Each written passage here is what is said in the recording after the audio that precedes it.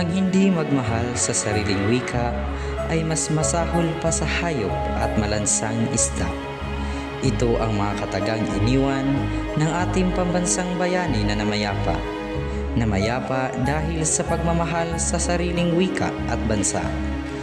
Ating talakayin ang kahalagahan ng wika at pahalagahan ang ginawang sakripisyo ng mga bayaning yumao upang magkaroon tayo ng kalayaang ganito. Kalayaang gamitin ang wika sa ating pang-araw-araw na pamumuhay at maging bahagi ng ating kultura.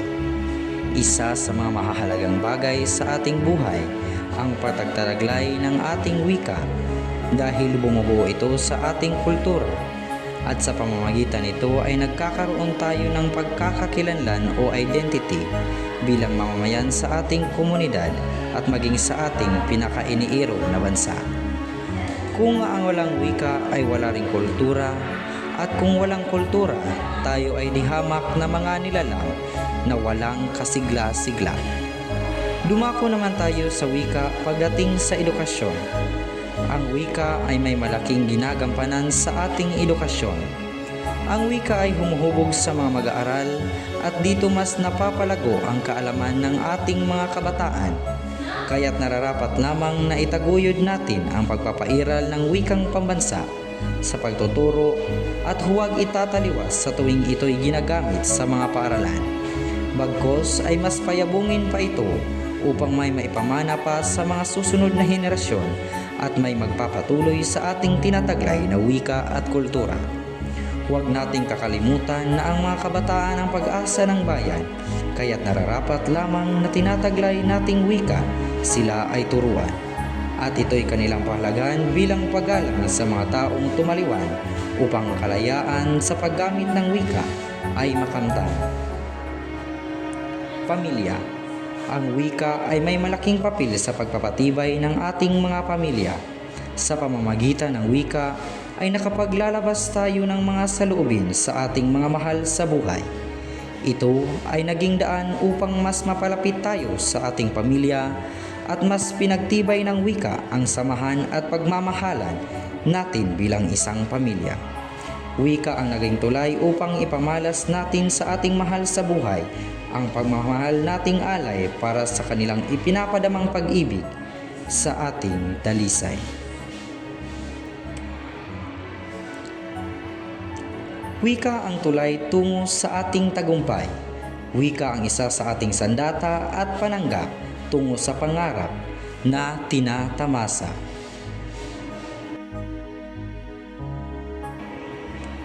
Ngunit, isang bagyo ang unti-unting lumalapit at nagbabadyang makaapekto sa ating bansa. Nasa labas pa yan ang Philippine Airlines. ang tagumpay ay dumadabaan muna sa unos ng buhay at nakakaranas ng madilim na yugto bago ito tuluyang makamit.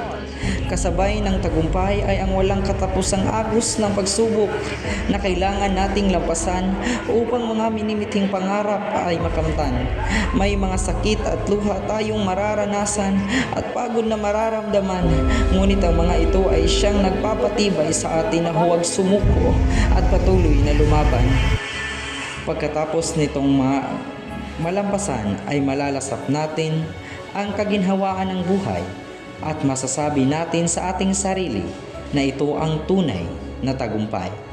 Maraming salamat sa wika, kultura at pamilya na aking kaagapay sa aking paglalakbay.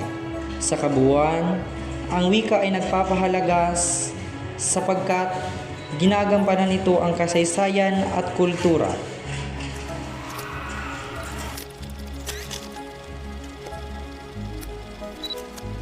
Gumaganap din ito sa kahalagahan ng edukasyon.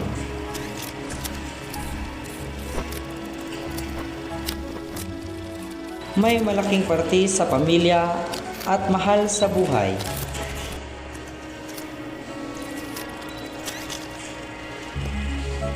At ang paghuli, ito ay ang paghubog sa magandang kinabukasan.